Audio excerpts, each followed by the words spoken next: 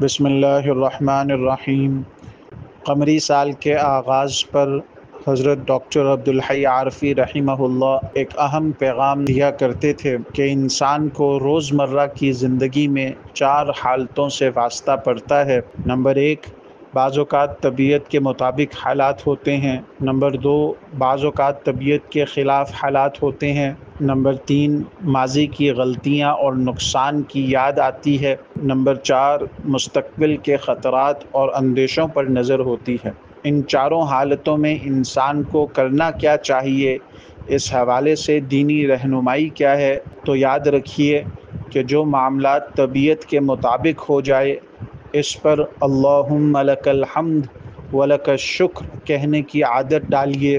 جو معاملہ طبیعت کے خلاف ہو جائے تو اس پر انا للہ و انا الیہ راجعون کہہ لیجئے، اور جب ماضی کی غلطیاں اور لغزشوں کی یاد آئے تو فوراً استغفر اللہ کہہ لیجئے، اور مستقبل کے خطرات سامنے ہوں تو اللہم انی اعوذ بک من جمیع الفتن ما ظہر منہا وما بطن، یہ دعا پڑھ لیجئے۔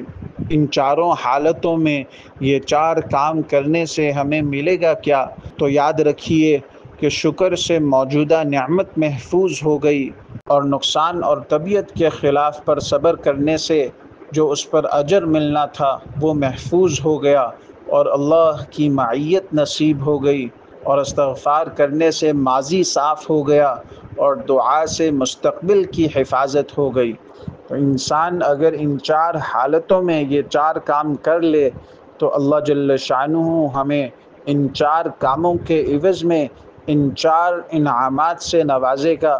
اللہ جل شانہ سے دعا ہے کہ اللہ جل شانہ ہمارے ساتھ عافیت والا، خیر والا اور آسانی والا معاملہ فرمائے، اور جب بھی ہمیں ان 4 حالتوں میں سے کسی سے واسطہ پڑے تو ہمیں یہ 4 کام کرنے کی توفیق عطا فرمائے، تاکہ ان 4 کاموں کے عوض میں جو انعامات ملنے والے ہیں وہ اللہ جل شانہ ہمیں نصیب فرمائے۔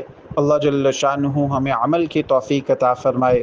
وآخر دعوانا ان الحمد للہ رب العالمین۔